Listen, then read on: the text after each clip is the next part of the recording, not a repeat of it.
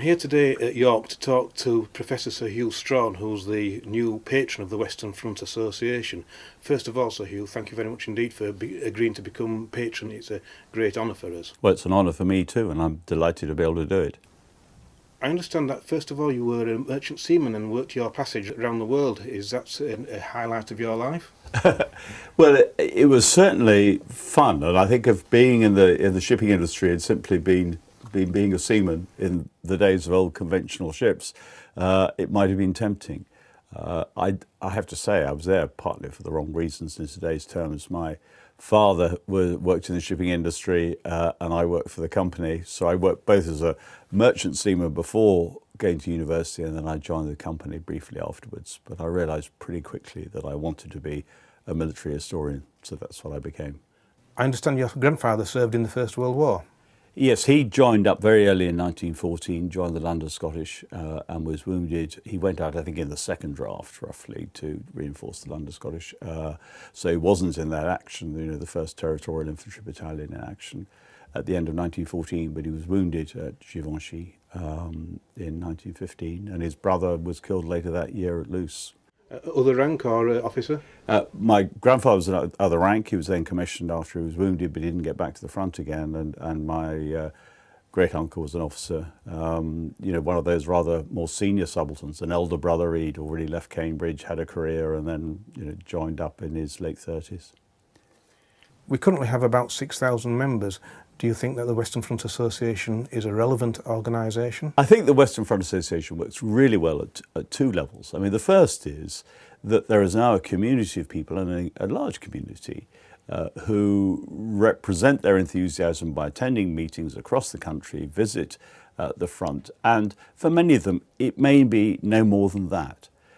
But then there's a sort of second group integrated with that, and of course one bleeds into the other, who are doing really quite significant work in their own right to try and fill out details in areas where, as an academic, I would say, many academic historians don't necessarily go, and yet they are of immense importance in terms of how the overall picture is seen. The sort of thing that, as an academic, I can be increasingly be a big hand, small map person, generalised far too frequently.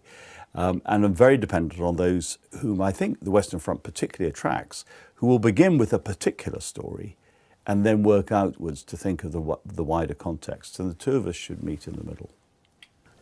John Terraine, an earlier patron of the Western Front Association, was a great revisionist and also a defender of Haig and the generals. Do you have a view on Terraine's stance? This is a slightly fraught question. John Terraine, like many of my generation, I was influenced by John Terraine's writings, impressed by his Life of Haig. As a young scholar, I had the temerity to attack one of his books in a review, which I didn't think he would notice or any of his friends would notice, but he did. And for a long time, he wouldn't engage in conversation with me, and it was very difficult. If we were at events together, there would be, he would avoid me with studiousness. And then very late in his life, we found ourselves sitting next to each other at a conference dinner, and I had just spoken, and he said very nicely, very warmly, "I really enjoyed what you had to say today," and the ice was broken. I was delighted. There was a sort of reconciliation. I don't share his views on many things to do with the First World War. I do think it's crucially important that the things he was arguing were said, and I think part of the challenge here in integrating what John had to say is the need to find balance. Actually, for me, the answer to many of these debates has lied somewhere in the midway point, and the tendency is for people to be for Haig or against Haig, and I'm afraid it's not quite that simple in my view. How does the First World War fit with your wider military history and academic interests? 30 years ago, more than 30 years ago, I was asked to do a new one-volume history of the First World War in succession to Crutwell's book, which Oxford University Press had in print. And then there was no generally available one-volume history. And at the time, I was actually working on the 19th century British Army, and I thought I'd be a mug to take this on because it's a life's work. and I'll be a mug if I don't take it on because it's a really wonderful project. And I was right on both counts. So it has shaped what I've done since that date, which actually is 1980, to an extraordinary extent. But I've found also, particularly given the jobs that I've had to do, that I've had to engage with other wars, and in particular in the last 15 years with Iraq, Afghanistan and current conflicts. And have I found a relationship between the two? Yes, I have. There is clearly a difference between doing military history, trying to understand the past on its own terms, and trying to understand ongoing wars and their place in international relations. But there is a connection in that I think the understanding of one can feed the understanding of another. And I actually feel that one of the effects of the centenary should be to try and help us realize how incredibly complicated war is, how it's much easier to get into a war than get out of one, that war is inherently very difficult to end. I mean, the First World War does not end neatly in 1918. And to that extent, the First World War should help school pupils, for example, to understand the place of war in international relations, how it can seem to be absolutely essential to fight a war, and yet there still be doubts and debates about how you do that fighting. You take a global view on the First World War. Do you think that other fronts are in danger of being overlooked?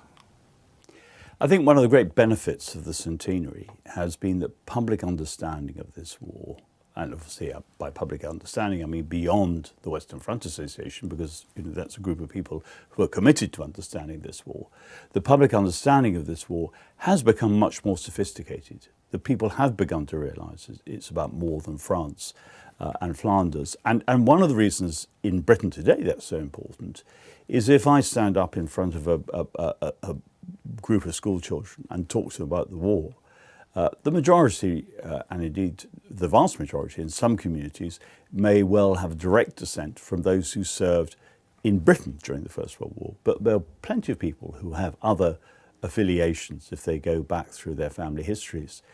And the point to make to them is this war is just as likely to have affected your families, and it might even be the reason you're here in this country, as it is likely to have affected your British by descent, British contemporaries. So I think one of the idea that this is a global war, this is genuinely a world war, is something that also plays into current patterns of commemoration. And it's entirely natural that we should be focused on France and Flanders in terms of Britain's experience of that war. But even then, look at your local war memorial, look at the names, and then ask yourselves where that person was serving. And of course, it may well raise a totally other question. Why was he in East Africa? Why was he in Mesopotamia? How did he die? May well have been illness, particularly in either of those theatres, rather than combat, that explained his death. And so you begin to unpack the complexity of this war. We have recently concentrated a lot on the events of the Battle of the Somme and Passchendaele. Do you think that the 100 days may be in danger of being overlooked? One of the challenges, I think, throughout the centenary has been that we've done it year by year. And indeed, you take it back to 2014, I was very anxious that we didn't go in with remembrance, but that we went in with the uncertainty which the outbreak of the war generated in 1914. People had no idea when this war was going to end or how it was going to end, and they didn't know how they would be affected, although they certainly knew it was a very big thing in their lives and they remembered it in those terms. And we've got to each stage of the war and basically have taken it in its place. So, we did Gallipoli in 1915. We did the Somme in 1916. Now we're in the era of Ypres and Passchendaele. I think that when we get there, we will take that on its own terms too. And I think the opportunity which that presents for a much more complicated understanding of this war is immense. And one of the virtues of doing a centenary over a long period, we'll have done it over a 4-year period, is that we have the opportunity to make that clear. The difficulty will be the Somme, Ypres, Passchendaele, these are associated in the public minds, understandably, with loss and with a lack of clear decision at the end of the fighting. Here we have a series of battles which actually are bloodier, basically, by day, but do have a clear decision at the end. And I think the challenge will be to explain how it is that a war that seems to be so indecisive in 1916, 1917 can end decisively. And that's, of course, where it's not just the fighting that comes into play, it's the wider circumstances of the war, it's the other fronts, all these things play in. This is not to diminish the achievements of the 100 Days, but to say the 100 Days is an Allied victory, first point, not just as a British victory. And secondly, there are domestic implications. There is revolution elsewhere. The societies are under strain. These are citizen armies, and there's interaction between the two fronts, the home front and the fighting front, if you like, which makes it a full and complicated story to communicate. You know, if we mark the Battle of Waterloo, we have a one-day event, or a 3-day event if you're taking the campaign, in order to explain what happens. Here we have a far more complicated story because we're dealing with far more complicated societies and many, many more of them. Do you visit the battlefields very much? Yes, I do. Well, recently in two guises. I'm a Commonwealth War Graves Commissioner. I have been for far too long. I'm way past my sell-by date. And in that context, regularly visit with the Commission. But that, of course, has a particular function, which is to look after the cemeteries. The other aspect, particularly recently, has been with the British Army, either centrally or individual units, making visits. And for them, of course, it is very much a didactic exercise to understand tactics, to understand operations, to think about how those things are played out. And so they're two very different reasons. And of course, people who visit the battlefields, not just me, but everybody visits the battlefields, is doing two things. I mean, they're commemorating at one level, visiting cemeteries, and it's very hard, especially on the Western Front, to avoid the cemeteries. You know, the Commission has had an enormous role in changing the landscape of France, and I tend to remind those who are interested in the second thing, the tactics and operations, to say, do remember that the front did not look like this in 1914-18, and you need to look at the ground. And of course, the only way to do that is to get out and get on your feet. Don't just go around on a bus. Sir Hew Strachan, thank you very much for joining us today. Thank you very much. If you want to find the private, I know where he is. He's hanging on the old barbed wire.